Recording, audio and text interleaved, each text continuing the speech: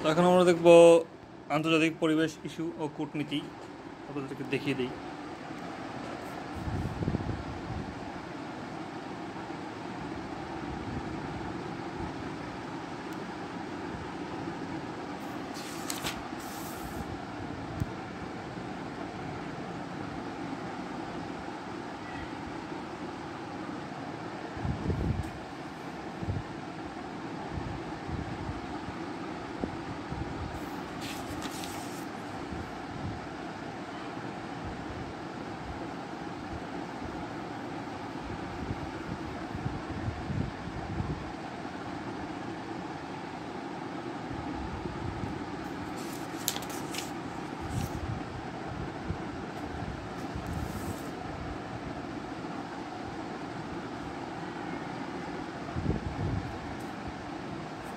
ওকে, তো শুরু করা যাক। তো 30-40 বছরের এরকম গড় আবহাওয়াকে বলা হয় কিন্তু কোনো একটা জায়গার জলবায়ু বা ক্লাইমেট। তো বাংলাদেশে এখন বনভূমি আছে এরকম 15.58%। আর গ্রিন হাউস শব্দটি ফার্স্ট ব্যবহার করে এরকম সুইডিশ বিজ্ঞানী আর্হেনিয়াস। গ্রিন হাউস হলো কাচের তৈরি একটা ঘর যার ভিতরে গাছপালা লাগানো হয়। আচ্ছা, তারপর এখানে হচ্ছে বাতাসে গ্রিন হাউস গ্যাসগুলো কার্বন ডাইঅক্সাইড 49% আছে। তারপর মিথেন আছে 18%। মিথেন কত? 18%। তারপর বিশ্বে শীর্ষ কার্বন গ্রিন হাউস নিঃসরণকারী দেশ হচ্ছে চীন। আর কার্বন নিঃসরণে শীর্ষ দেশ কাতার। কার্বন নিঃসরণ শীর্ষ দেশ হচ্ছে কাতার, এটা হচ্ছে মাথা পিছু। আচ্ছা, ওজনের সংকট হচ্ছে O3। তো এই ওজন স্তরটা কী করে আমাদের হচ্ছে যে সূর্য থেকে যে ক্ষতিকারক যে আলট্রাভায়োলেট রশ্মিগুলো আসে এটাকে আর কি বাধা দেয়।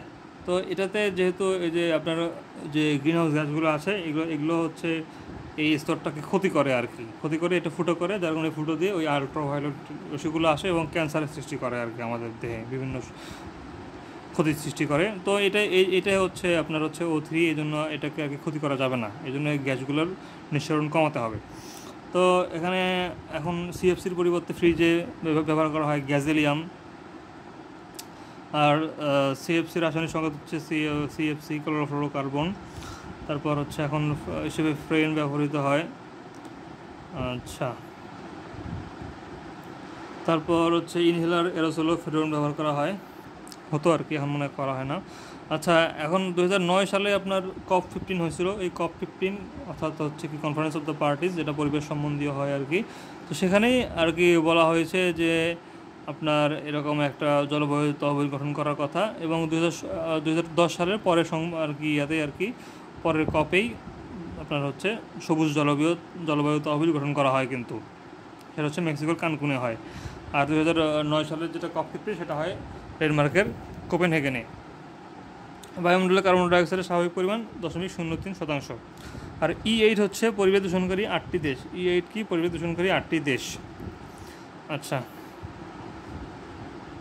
তারপর এখানে কি আছে আর স্মোক হচ্ছে দূষিত বাতাস। স্মোক কি? দূষিত বাতাস। তারপর হচ্ছে বাতাসে ভেসে বেড়ানো আর্সেনিক, সীসা, নিকেল প্রভৃতি ধাতু কণাকে বলা হয় ভাসমান বস্তুকণা বা SPM। বাংলাদেশ পরিবেশ সংগঠন হলো বাপা, তারপর হচ্ছে বেলা, এগুলা। তারপর প্রথম জাতীয় পরিবেশ নীতি ঘোষিত হয় 1992 সালে, আর আইন গৃহীত হয় 1995 সালে। তো 1992 সালে পরিবেশ নীতি ঘোষিত হয় এবং 1995 সালে আইন গৃহীত হয়। আচ্ছা, তারপর এখানে গিয়েছে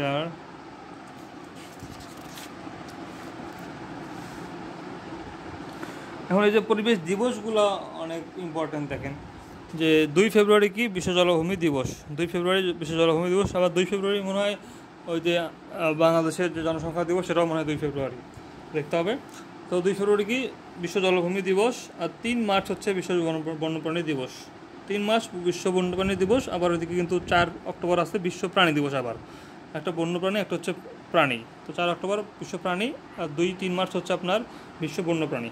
2 ফেব্রুয়ারি কি? বিশ্ব জলভূমি দিবস। আর 14 মার্চ আন্তর্জাতিক নদী রক্ষা দিবস। 14 মার্চ কি? আন্তর্জাতিক নদী রক্ষা দিবস।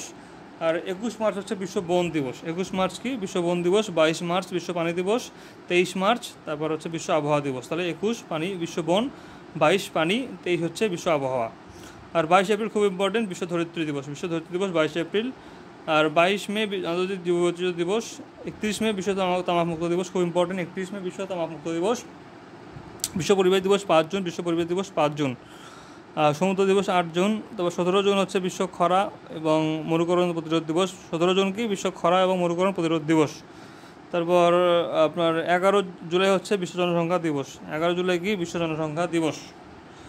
আর তারপর হচ্ছে 29 জুলাই হচ্ছে বিশ্ব বাঘ দিবস। 29 জুলাই কি বিশ্ব বাঘ দিবস। 16 সেপ্টেম্বর ওজোন স্তর সংরক্ষণ দিবস। 16 সেপ্টেম্বর ওজোন স্তর সংরক্ষণ দিবস। 27 সেপ্টেম্বর হচ্ছে বিশ্ব পর্যটন দিবস। তাহলে 16 হচ্ছে আপনার 16 সেপ্টেম্বর ওজোন স্তর, আর 27 হচ্ছে আপনার পর্যটন।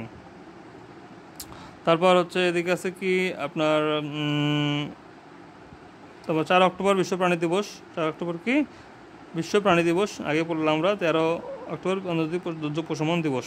তাহলে আবার বলি, 2 ফেব্রুয়ারি কি জলভূমি, 2 ফেব্রুয়ারি জলভূমি দিবস। 3 মার্চ হচ্ছে বিশ্ব বন্যপ্রাণী, আর 4 অক্টোবর হচ্ছে বিশ্ব প্রাণী, শুধু প্রাণী।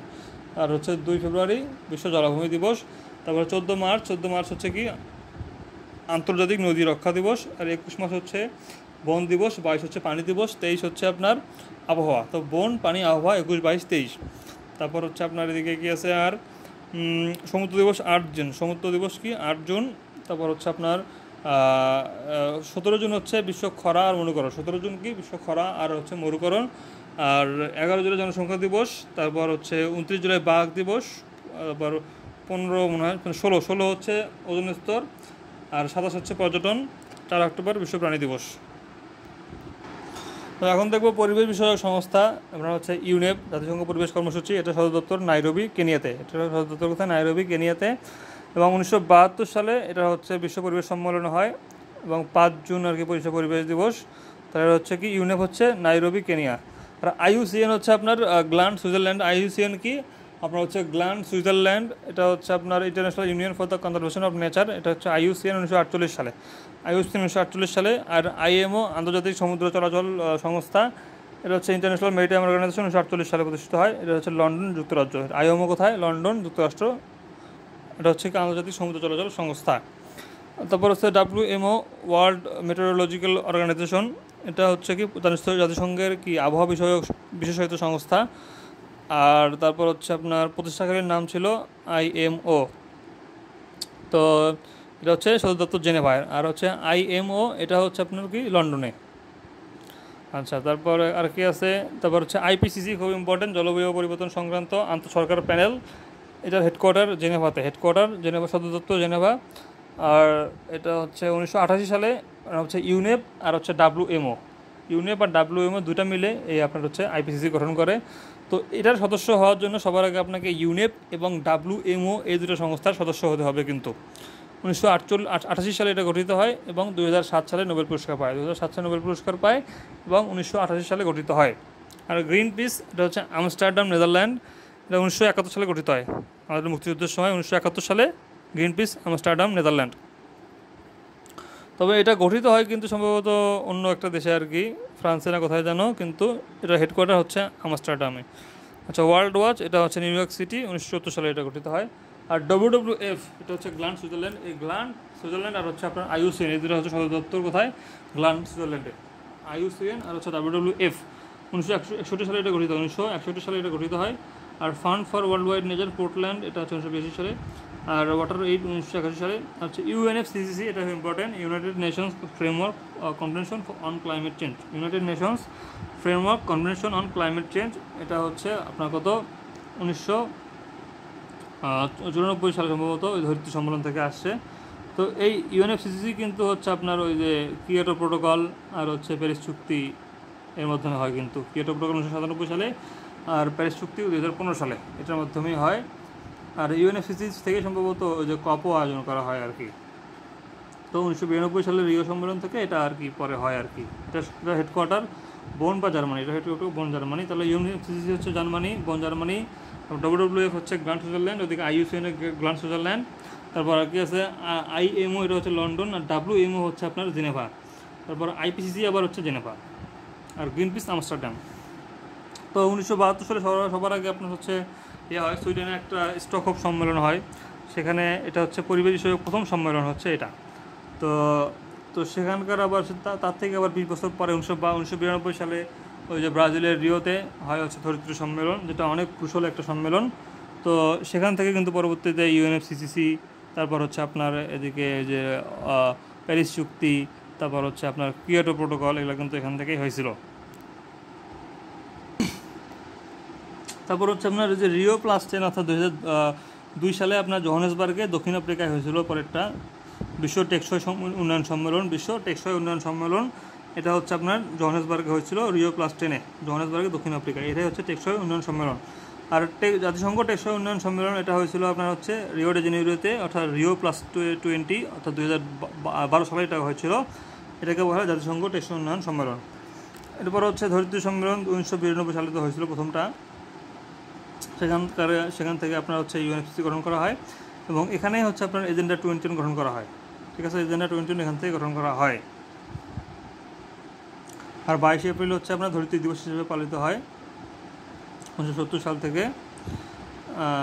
তারপর হচ্ছে আপনার আর কি আছে এখানে, তো প্রথম আপনার হচ্ছে এই কপ হচ্ছে আপনার ওই যে ইউএনএফসিসি থেকে আপনার 1995 সাল থেকে করা হয় আর কি। 1995 সাল থেকে শুরু হয়, তো 2000 পর্যন্ত এরকম আর কি 6টা হয়, এরপর এরকম হিসাব করতে হবে। তো আপনার হচ্ছে এই ইউএনএফসিসি থেকেই কিন্তু আপনার যে রিও সম্মেলন হলো, এটা হচ্ছে মাদার সম্মেলন। তো এখান থেকে ইউএনএফসিসি হলো, তারপর সেখান থেকে এজেন্ডা 21 হলো, তারপর হচ্ছে আপনার কী হলো ওই যে কিয়োটো প্রোটোকল ইউএনএফসিসি থেকে হলো, প্যারিস চুক্তি এখান থেকে হলো। তো এখান থেকে কিন্তু অনেকগুলো হয়েছে। তো প্রথম সম্মেলন COP1 এটা হচ্ছে বার্লিন, জার্মানিতে 1995 সালে। ঠিক আছে। আর COP15 ইম্পর্টেন্ট, COP15 যে আপনার জলবায়ু তহবিলের একটা সিদ্ধান্ত হলো, সেটা হচ্ছে কোপেনহেগেনে। আর COP16 সেটা হচ্ছে আপনার মেক্সিকোর কানকুনে একটা জলবায়ু তহবিল গঠন করা হলো 2009 আর 2010 সালে। তারপর আর কি আছে এখানে যে কিয়োটো প্রোটোকল, এটা হচ্ছে 1997 সালে নেওয়া হয় আর কি। 1997 সালে নেওয়া হয়, 2005 সালে এটা আর কি কার্যকর হয়। তো এটা COP3-তে, যেহেতু 1997 মানে কি COP3, 95, 97, COP3-তে এটা গৃহীত হয়। এবং এখানে বলা হয় যে হচ্ছে 1990 সাল পর্যায়ে হচ্ছে 5.2 এরকম % এটা হচ্ছে আপনার করতে হবে, নিঃসরণ কমাতে হবে।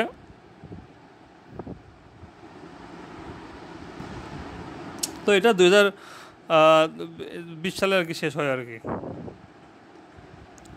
এখানে আর কি দোহা অ্যামেন্ডমেন্ট ছিল আর কি 2012 সালে।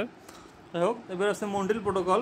তো এই মন্ট্রিল প্রোটোকল আসলে কিন্তু ভিয়েনা কনভেনশন থেকে হয়েছে। ভিয়েনা কনভেনশন হয় 1985 সালে, এবং সেখান থেকে 1987 সালে এই কানাডার মন্ট্রিল প্রোটোকল স্বাক্ষরিত হয়। কার্যকর 1989 সালে হয়। আর এই যে আপনার যে কী বলে এটাকে, যে ওজোন লেয়ারের যে একটা ক্ষতিকর হচ্ছে, ক্ষতি থেকে আপনাকে হচ্ছে বাঁচানোর জন্য এই মন্ট্রিল প্রোটোকলটা করা হয়।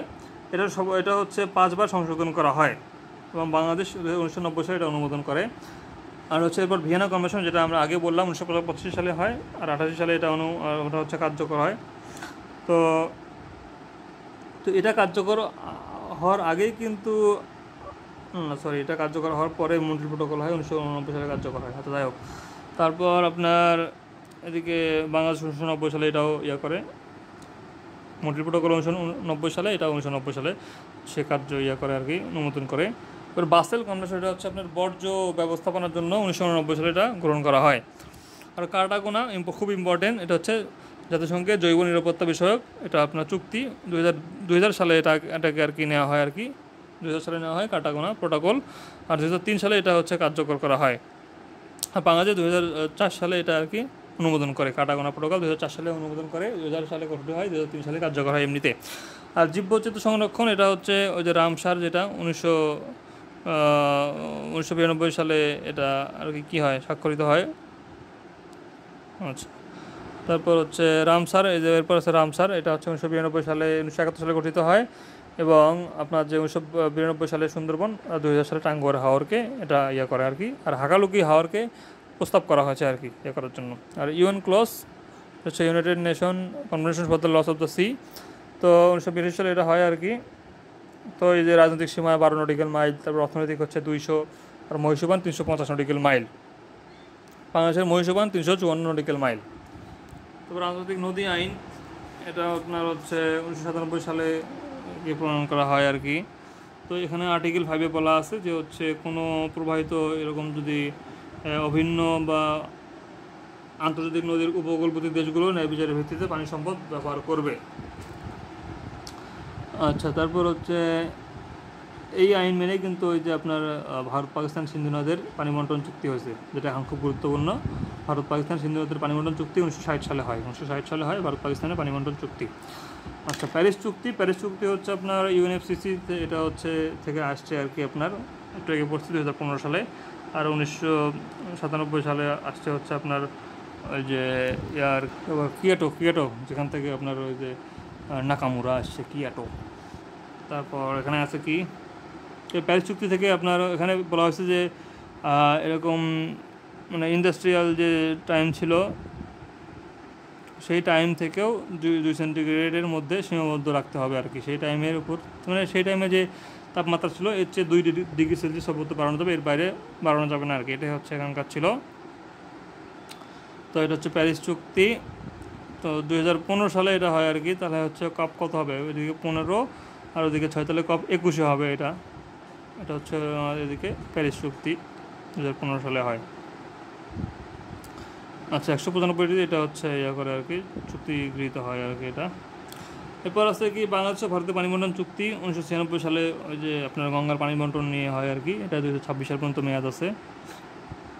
তারপর 1983 সালে আপনার যে তিস্তার পানি বন্টন নিয়ে হয়। 77 সালে কি হয়, ওই যে গঙ্গার পানি বন্টন নিয়ে হয়। আচ্ছা, সীমান্ত চুক্তি এটা হচ্ছে আপনার যে জয়েন্ট বাউন্ডারি ওয়ার্কিং গ্রুপ, এটা 2000 সালে গঠিত হয়, এই যে চর মীমাংসা এগুলোর জন্য। তারপর স্ট্রিপ ম্যাপ, এটা হচ্ছে 100 স্ট্রিপ ম্যাপ প্রকাশ করা, যাই হোক। তারপর হচ্ছে যে স্থল চুক্তি, এটা হচ্ছে 1914 সালে 16 মে হয়, যেটা 2015 সালে এটা কার্যকর করা হয় আর কি 1 আগস্ট। আচ্ছা, বিগত 26 কোন শহর, এটা লাগবে না আর। তারপর কখনো কোথায় আপনার হচ্ছে আইইউসিএন গঠিত হয়, এটা হয় আপনার 1948 সালে আপনার ফ্রান্সে। 1948 সালে ফ্রান্সে হয় কিন্তু। তো ফ্রান্সে হয় কিন্তু এটা হেডকোয়ার্টার কিন্তু আবার কোথায়, ওই যে আপনার গ্ল্যান্ড, সুইজারল্যান্ডে, মাথায় রাখতে হবে কিন্তু। আচ্ছা, তারপর United Nations framework convention on the climate চেঞ্জের মূল আলোচ্য বিষয় এটা হচ্ছে যে গ্রিন হাউস গ্যাসের নিঃসরণ ও প্রশমন। তারপর আইইউসিএনের কাজ হলো বিশ্বব্যাপী এটা কী করবে, প্রাকৃতিক সম্পদ রক্ষা করবে। আর কার্টাগোনা প্রোটোকল কোন সালে স্বাক্ষরিত হয়, তাহলে স্বাক্ষরিত হবে 2000 সালে, 2003 সালে কার্যকর হবে। আর বাংলাদেশ হচ্ছে কার্যকর করবে সম্ভবত 2004 সালে, তাই কি না? হ্যাঁ। তারপর হচ্ছে আপনার গ্রিন হাউস গ্যাস সমূহ নিয়ন্ত্রণ সংক্রান্ত চুক্তি দ্য কিয়োটো প্রোটোকল জাতিসংঘ কর্তৃক কত সালে গৃহীত হয়? 1997 সালে। আর 2005 সালে সম্ভবত এটা অনুমোদন হয়। তারপর হচ্ছে আপনার টেকসই উন্নয়ন সংক্রান্ত 2030 এজেন্ডাতে কতটি লক্ষ্য আছে, মানে এসডিজিতে কতটি লক্ষ্য আছে আপনার, তাহলে হবে কি 17টা অবশ্যই। তারপর V20 গ্রুপ কিসের সাথে সম্পর্কিত, জলবায়ু পরিবর্তন, ভার্নারেবল 20। তারপর বিশ্বের সর্বশেষ জলবায়ু সম্মেলন কোথায় অনুষ্ঠিত হয়েছে, এটা এখন লাগবে না। তারপর হচ্ছে 2018 সালে বিশ্ব পরিবেশ দিবসের প্রতিপাদ্য বিষয় কোনটি, এটা হচ্ছে প্লাস্টিক দূষণকে পরাজিত করি। আচ্ছা, 2015 সালে প্যারিসে অনুষ্ঠিত COP21-এ কত সংখ্যক জাতি অংশগ্রহণ করেছিল? 196টা, ঠিক আছে। তারপর হচ্ছে ক্রমবর্ধমান হারে, তার মানে এখান থেকে বুঝলাম যে আপনার কয়টা দেশ অংশগ্রহণ করছে সেটা আমাদেরকে হিসেব রাখতে হবে কিন্তু। তাহলে ওই যে বাকু, আজারবাইজান, ওটা আমাদের মাথায় রাখতে হবে। আচ্ছা, ক্রমবর্ধমান হারে ওজন স্তর ক্ষয়কারী উপাদানের বিলীনের বিষয়টি কোন চুক্তিতে বলা হয়েছে? Montreal protocol. নিজের কোনটি গ্রিনহাউস গ্যাস নয়? অবশ্যই তাহলে হবে অক্সিজেন। তারপর হচ্ছে ইউনেপ আর WMO মিলে গঠন করছে আপনার IPCC। আর গ্রিন পিস যাত্রা শুরু করে 1971 সালে। গ্রিন পিসের সদর দপ্তর কিন্তু কোথায়, ওই যে আপনার নেদারল্যান্ডে সম্ভবত, তাই নাকি? নেদারল্যান্ড, ইয়াস, আমস্টারডাম। তারপর এখানে কি আছে যে নিম্নলিখিত কোনটি ইন্টারন্যাশনাল মাদার আর্থ ডে, তাহলে 22 এপ্রিল হবে।